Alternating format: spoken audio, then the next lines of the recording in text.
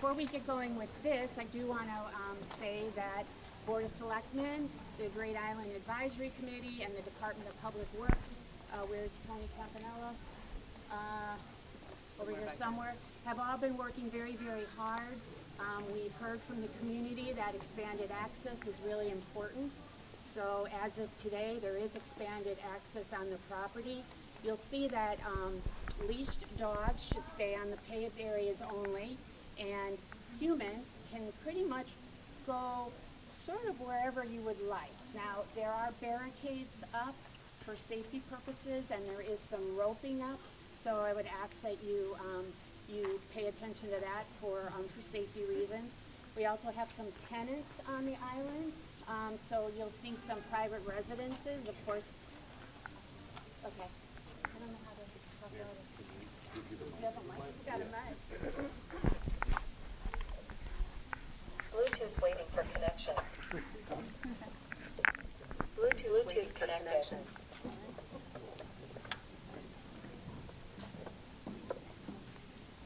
Hello? Okay. All right, we're landing. Okay, very briefly, I'll go over what I said earlier. Board of Selectmen, the Great Island Advisory Committee, and the Department of Public Works, manned by Tony Campanella, have been working very hard. We've heard from the community that expanded access is important. So as of today, we have new rules in effect, and that includes allowing dogs on leashed dogs on paved areas only. And if you want to take a look around at the property in a little bit more of its entirety, feel free to do that. Please pay attention to the barricades and any roping that is put up. That's all for your safety. And I will mention also that we have tenants on the island, so we do have some signs put up, so obviously be sensitive to that. And I just want to clarify once again that the town, when you come into Great Island, the gatehouse and that property on the right Waiting for connection. is private property. The town does not own that, so again, that's private property. Bruce Ferguson helped out a lot with Reed Hildebrand. We have a new website address. It's greatisland.darien.ct.gov. If you go to the previous address, it'll just roll you on to this one, but if you want to bookmark this, this is the one that's going to be, this is our official that will be going forward. I always want to thank everybody that worked on this. And today, once again, let's give a shout to Linda and Karen for handling the weather, right? And the buses, right? And I want to ask anybody that's on the Great Island Advisory Committee to raise your hand. Dan, got you? Okay. Perfect, Jeff is in the back. So there are 9 people on the committee. They work really hard, and they're here today to help answer any questions if you have any, and they will also be at the buildings collecting those waivers that we asked you to fill out. So that's all from me. I'm going to hand it over to Becca, and I just want to say last, this is a process. It's an exciting process. I'm so happy to see some new faces here. I want to stress that there will be 4 of these community engagements. This is the second one. There will be a survey live this afternoon. Becca's going to go into that a little bit more. But this is a building process. So just like you'll see today, it's a different engagement process than it was for the first community engagement. The survey will be different. We will be having 2 more of these events in the future before we wrap up this vision and master plan. So please stay involved, okay? Don't fade out on us, okay? This is an exciting process, and we need all of you to continue to give us your input. Okay, thank you.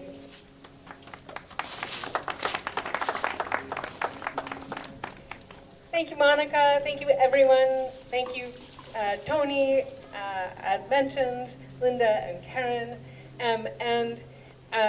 Quickly, because I know we really want to get you into the buildings and out seeing the trees and the birds and things like that. In terms of today, we are going to kick off the first round of tours, basically right now. And George, right here, will be leading the architecture tour, and Josh, right here, will be leading the ecology tour. And then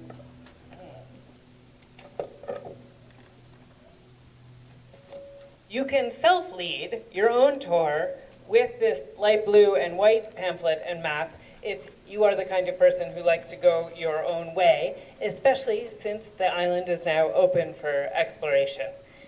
So that's very, very exciting. Please enjoy that. And then lastly, we want more and more kids to be participating in this, especially as we start to shift into the master plan. And so we do have a treasure hunt, and there are stickers, and there's a table, and we have 2 adorable twins demonstrating how fun it can be to be participating. But please, if you do have small people, just head right over there and there's a fun treasure hunt. So those are the set of activities for the afternoon. And first tour launches now. We do want you to take the survey. And so the link to that is on the website. We will continue to push it out. We will email you if you participated in the last one, but do share the enthusiasm for this process and the link to everyone you know. The second tour, if you don't depart on this first one and want to take your own way, the second tour will be, or round of tours will be leaving at 2:15. If you're the kind of person who wants to do both tours, get going and then be back here to go on the second tour round at 2:15. And as Monica said, if you're taking the bus, you must be back here at 3 p.m. to get back on the bus. And with that, enjoy the beautiful afternoon, and thank you so much for coming. We identified sort of 11 major ecotypes across the island. I'm not going to spew them all, but essentially they're woodland forests, pastures and hay fields, tidal marshes, and then we have some shrublands, and within certain of those there are subgroups within those. So in the tidal marsh areas we have a low marsh and a high marsh, in mudflat areas, or coastal, and then we have coastal shrublands versus more upland shrublands, and then some of the wooded habitats we have are more of the natural wooded area versus the manicured wooded area. So where we're standing now is sort of what we identified as a pasture and hay field. Actually, this area is a manicured, and that was one major part, obviously, is a manicured area. So this area here is one of the manicured areas, one of the places that have been maintained as lawn. Generally, those types of habitats don't provide a lot of ecological diversity. They're fairly limited in that sense. You then get into some of the manicured woodland areas, which like you see here on the left, where it's maybe mowed underneath, so you don't have as much habitat on the ground, but you do have canopy cover, shade, and resources for species. We also mapped some of the bedrock outcrop areas. And then beyond that area, we're not going to walk up there, but if you want to, there appears to be what used to be an old, either an old pasture or hay field, which has been allowed to sort of develop over the last several years, and it doesn't look like it's mowed fairly frequently. So in that case, it's providing some wildflower and grassland type of habitat. So that's sort of an overview of what we mapped and what we saw. What we're going to do is we're going to walk down that way towards the coast, but then take the first turn off onto the bridle trail. And that's the largest area and the largest type of habitat that exists, which is the coastal or maritime woodland. Really, it's an oak, hickory, maple type of forest. And so we can walk through there. A quick question. Yeah, any questions? So obviously this is manicured so that they could have the horse. For the horse, yeah. Right. They gotta go to the So bait. what would you do with this to keep it natural? Like, what would we do? Well, I mean, there's any number of, given Like, you don't where wanna it leave is. Yeah, you don't, exactly. You don't, well, I mean, that's that. So I will say, I'll give my suggestion. This is not the committee. I'm going to preface all that. This is my suggestion as an ecologist. There are various types of opportunities. You could allow it to go fallow, make it into allow it to become a meadow type of habitat. It'll take a lot longer to become a forested habitat. It is relatively low and close to the water. In theory, you could also reconnect it to the water and make it a tidal area. So there's opportunities. It's a floodplain, so there's a lot of variety. Or you can leave it as is, because given the variety of the park, maybe you want to contain where the activity, the people activity is, and so you contain it within areas that are already disturbed, and just focus your energy on preserving areas that have higher return on investment, bang for your buck, whatever you want to say, a better ecological outcome in the short term as well as in the long term. But this is the area that FEMA defines as flood. This is a, yeah, I believe this is within the flood Flood- area. Yeah, flood- 100, it's inside the 100-year FEMA. 100. Yeah, And it does flood. it does. It does. Yeah, I mean from walking it, it looks like it backs water up into there's some sort of drainage system within there. I'm not sure what that is. Okay. 2100 or like it's flooded at 5 sides. Yeah, I was going to say, in 100, was gonna say that 100 coastal years sea needs to sea be level rise. revised, right? It's more like 6 years now. So with sea level rise, it's by 2100. You said it's going to be. This could potentially be converting to coastal marsh in 100 years. Can I just ask, as we go through, I mean, how much parking and where would you cite that? Because that's obviously the initial way you get on here. I am not that- transportation or I know, design but it engineer, just seems so I don't have a particular Well, the knowledge or general opinion idea Yeah, what of the it. general idea is to keep the parking as far front as possible and Okay. keep this as pristine as possible. Great, And not to make large parking lots. right. And this actually might be the first location where there might be a parking lot, because it is quick access to the traffic circle. It's relatively flat, and so very little would need to be done to make it a parking. I think that those are so you'll see a lot of songbirds of different whether they're more suburban type songbirds, robins and blue jays and nuthatches and the chickadees, but you might see other more forest-like species like thrushes, hermit or wood thrush. You might also see red-eye vireo or help me out. What other things have you seen? I know you've seen. Titmouse, Yep. Birds of prey. blue jays, And then you'll certainly see some different types of hawks probably through here. Whether or not Osprey. osprey will Osprey, be around yeah. here. I don't know if there's a nest on site, but there could. I don't know if there's one on site, but there's lots of osprey Right. in this area. Oops, you all right? That's what they were talking Yeah. about in the presentation. Yeah, Lots so of hazards. just be careful with your footing. So as we're walking through this area, we start to get a little more into the coastal woodland habitat. And as you see, it's more of a continuous canopy. The ground has a leaf litter, so it has a lot of nutrients recycling going on in leaf litter. But you also have this sort of mid canopies. You have the mountain laurel, which is a state flower. You didn't know that. I did a long time ago. So we have some mountain laurel growing in there. We have, I think later we may see some witch hazel, and what else was there? Some sweet pepper bush. So a variety of different types of shrubs. We also have a lot of this open understory.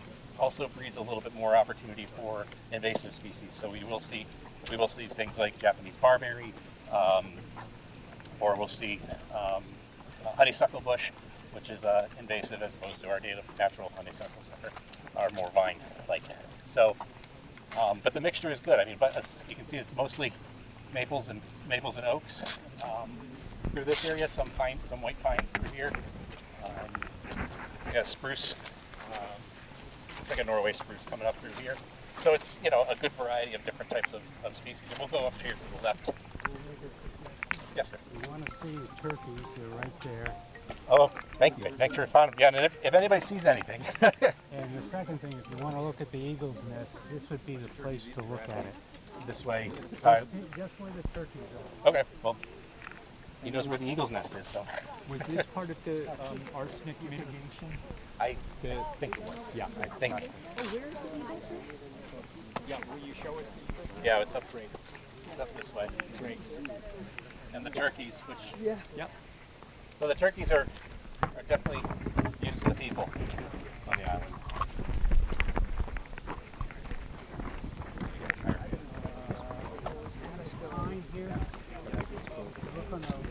Yeah, absolutely. Right at below the canopy, right? Where is it? So you're gonna have to use a little imagination. See there's a tall white pine tree in the distance there. Yeah. There's the big clump of branches high, and there's a space. Yes. Right below that, in the bottom of that space Oh, at the I crook see. on the left, you'll see a large clump of sticks essentially, and that's the eagle's nest. Yep. And what was done here? What is it? I think there was some, this was a orchard, is that right? This was an orchard. And I think there was some, way back when they used to use arsenic as a pesticide. So they cleaned up the pesticide, yeah. So I think it was a site cleanup. Yeah. What's the chances that the eagle comes back to the same spot, or how many years do we know that it's been there? It's common that a nesting pair will come back frequently, yearly. Whether they come back to a particular nest any given year is really, there's really no way to know. If they can easily be scared off of a nest by too much activity around them, or maybe there's a change in the tree, the branch, the branch doesn't seem safe, the nest doesn't seem, habitable. So there's that type of thing. If they get a sense that there's risk from predators as well, they'd move from that. So with raccoons and species like that getting in there. So there's a guarantee that an eagle will come back to a certain spot is not high, but if they've nested in one location, it's likely that they're going to nest in the vicinity of that same location. They may choose another place. I think they were over there before. Right, up on the Goodwives River, or who knows. But that's So. Is this a plan? Like this whole tree area? Like, was there a planning done for this? You mean originally? Originally? So this whole area was cleared. You can see in the old aerial photographs that it's a very young forest.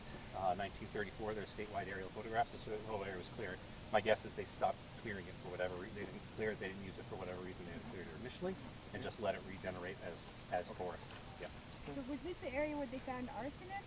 I think that's what I've been told. Yes. Oh, okay. I think and how did arsenic get into the? Arsenate is used as a pesticide, an herbicide. For orchards usually. So it's common.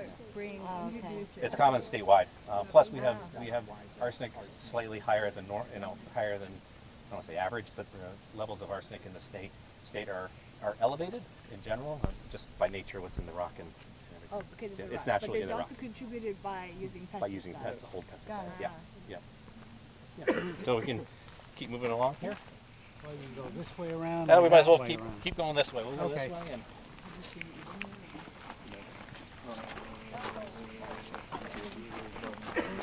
You'll also see that there are some trees that are like this one here, this red oak that's quite old and it's been here for a lot longer period of time.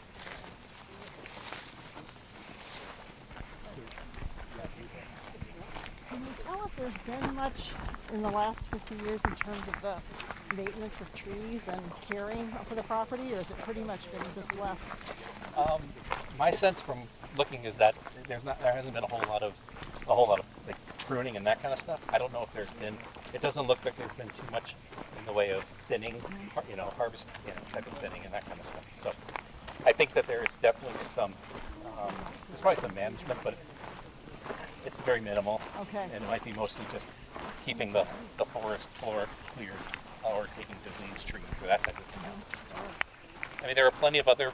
I'll also say that there are plenty of other risks with trees. We have a lot of diseases that go through the trees in the state. Emerald ash borer has been bad for our ash trees. Beech trees. We're seeing a decline in beech trees because of what's called beech bark disease and beech leaf disease. So there's a decline there. There's always these diseases that are coming. So we're just keeping an eye on that, and that's a natural in the sense that we're losing them by species that are preying on them or affecting them.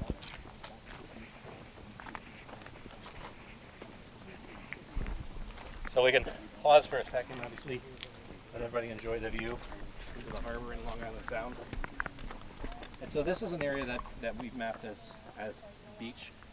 Obviously, it's one of the tidal resource areas. Tidal resource areas like this beach, obviously people love it for sunbathing and swimming and that kind of stuff. But they also provides valuable habitat for species like a horseshoe crab in the spring when they come to breed. So it's equally as important for them. You also can get a good sense of the rocky shoreline, very very high energy type of shoreline. and system. It's not suited to very many species, but it's mussels and seaweed, sea lettuce, that type of thing are definitely make their home on those areas. Again, plenty of opportunity for species to utilize that area. Birds will feed on the mussels or the barnacles and such, and so it's also good perching habitat for some species as well. Yeah. Horseshoe crabs are endangered, correct? Or they are? I mean, I know they're being protected right now. They're or at least protected. They're trying to get it protected They're in New York protected, State. yeah. I don't know about Connecticut, but that's a big deal right now. Do they still have horseshoe crabs coming here? There Or are. no? I've seen, and when I'm walking around the island, I haven't seen them down here, but I have seen them on other beaches around the island. A couple smaller. If we do have them, what do we do, given that they're endangered? What do we do to I don't know if protect they're. them? I honestly don't know if they're endangered. I don't think they are at this point. They want to be. They want to be protect them for the species themselves, but there's also the pharmaceutical reasons they use. Right. That's why they're. Right. That's why. They That's the have push. to over to, if they're not endangered, they're near endangered. Right. So I think that, to protect them, I think it's oftentimes with species, it's about time of year restrictions and limitations to minimize the amount of disturbance to them. So I talked about earlier this morning with the bald eagle.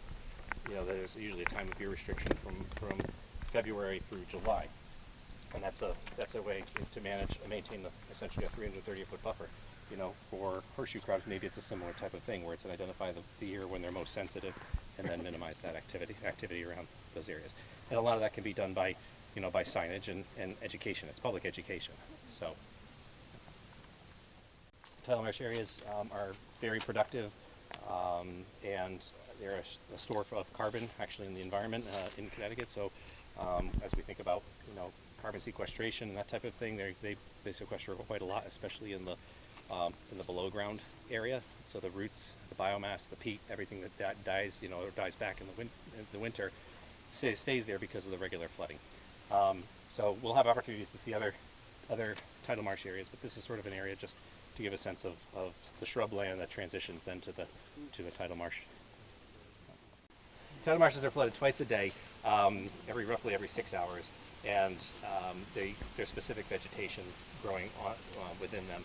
We usually think of them as two types of tidal marshes. There's a low marsh, which is one particular species of Spartina alterniflora, and then we have a higher salt marsh, tidal marsh, which is often lower growing grasses. Historically, high marshes were actually used as hay fields in larger areas, so farmers would actually drain them. And if you notice a lot of if you ever look at aerial photos or anything from that, even flipping around Google Maps on aerial photos, you'll see that there are ditches that line a lot of our tidal marshes. Those were done because two reasons. One, earlier because of for farming, for hay farming, and the other reason is later it was for to minimize mosquitoes, which it turned out it didn't work entirely as much as they thought it would. But yeah, so those are sort of the two tidal marsh areas. And there's one area that we don't marsh. It's not marsh, but it's tidal. Is the mudflat areas. You're not going to see it today because we're about at a high tide. But those are areas that are essentially mud this time of year. The tidal marshes can only grow to a certain elevation where the water floods, the water level gets too high, the vegetation can't grow in that. So those are usually areas where we see mudflats. I mean, it's what's great about just working on this project in general has been great is just how removed you feel from from everything else, and how just it's really an opportunity to be in an area that's relatively natural and hasn't been disturbed in a long time, and the opportunity to potentially see species that you might not see if you were if you're at other parks in other areas. So. Has anyone thought about working with the Maritime Aquarium on preservation of the coastal land and marshland? They work very closely with communities on not only, endangered animals. That's why I know a little bit about the horseshoe crabs. Yep. But also just making sure the marshland, everything is preserved. Has anyone talked to them or reached out to them as far as their thoughts about the land? I don't know if not yet, but that's a great suggestion. Could you repeat the name of the organization? It's the Maritime Aquarium. It's in Aquarium. South Norwalk. Okay. Yeah, and their mission is to preserve and protect all the land along Long Island Sound. Yeah, the aquarium is only local Species. I mean, they do bring others in too, but yes. Well, they weren't supposed to, but I know, but, you know, it's like, but it is celebrating all the original Long Island Sound ecology and shellfish, oysters, Intertidal and all yes. these. Yes, exactly. Great. So we had one round of focus groups that include, one of which was based on ecology, and we had a number of organizations, including the Dairy and Land Trust. We'll be sure to include or reach out to the Maritime Aquarium Yeah, I think for the next round. Yeah, that's a really great suggestion. Thank you. Thank you. Yeah. So there's a lot of habitat, a lot of microhabitat within ledge outcrops. You know, so you get smaller mammals, reptiles that really can benefit from it. That can also escape quickly into them. You know, these coastal areas especially are, and having them out here that aren't disturbed really provides an opportunity for those species to find the habitat that they need to escape and to also find food that they need. Yeah. I'm looking up, and a lot of these maples are probably more likely Norway maples, which are not native. This one right here, and then one with the leaves still on them. Okay. Yeah, the Norway. So they start smooth, but then they get a little furrowed as it goes. Got it. As opposed to this, which is birch.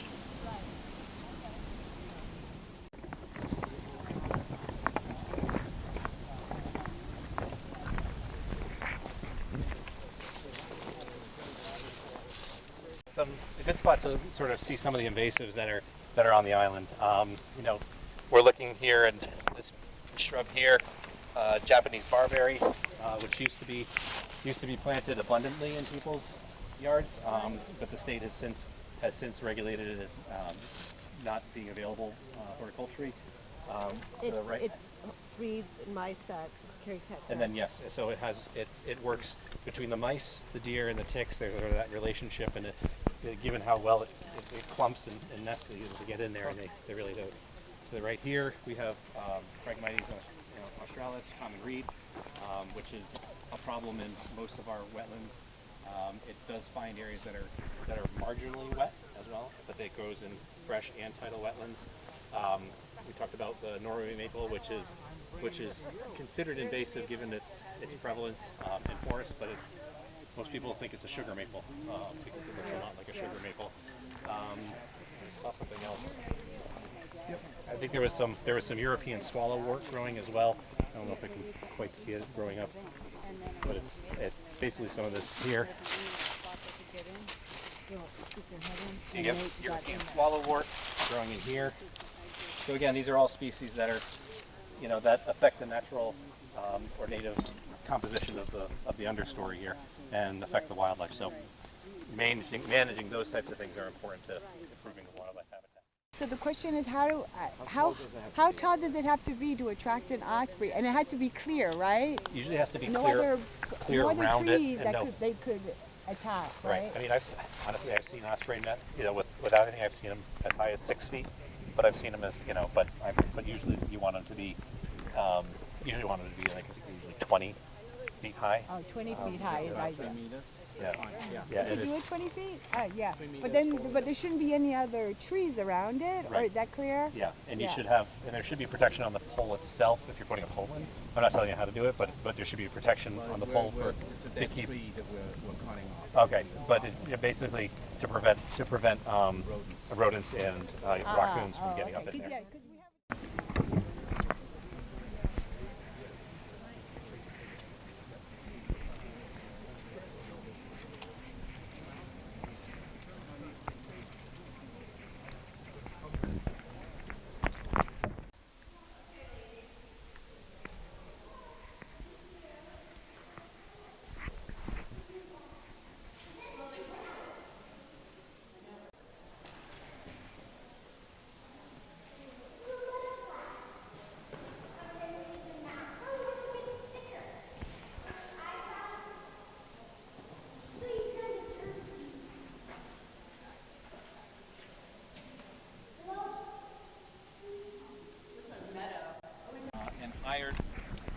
Henry Knoll, who is the architect who is, we conjecture, has built most of the stone buildings on the property, to work with the Guastavino fireproof building company. Guastavino tiles, you may be familiar.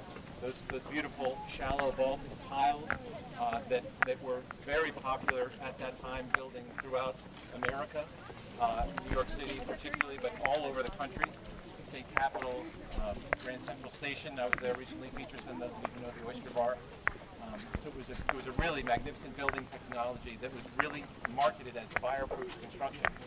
No mention of the beauty or anything like that. It's fireproof construction. The beauty comes later. But and indeed, that building has been almost unaltered in its lifetime, and it had horses in it in recent memory. A couple years ago, there were horses there.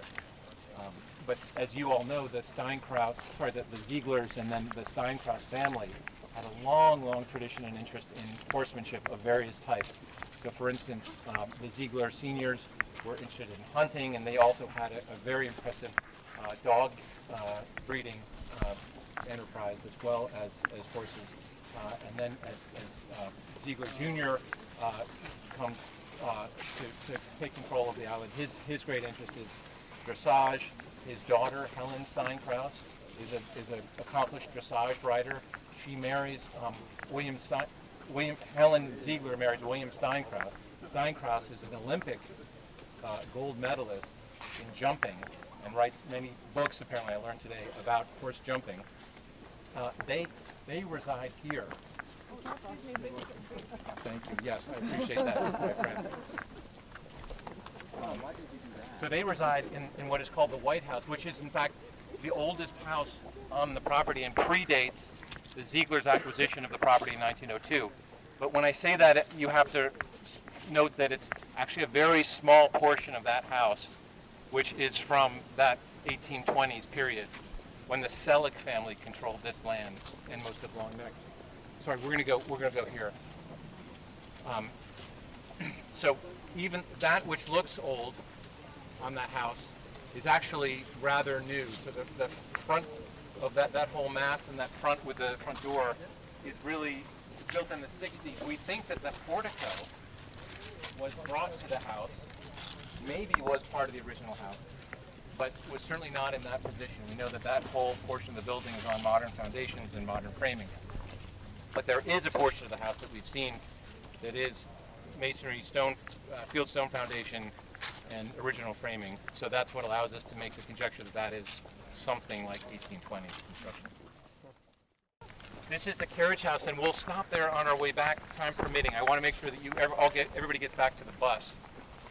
But I really wanted to prioritize the manor house.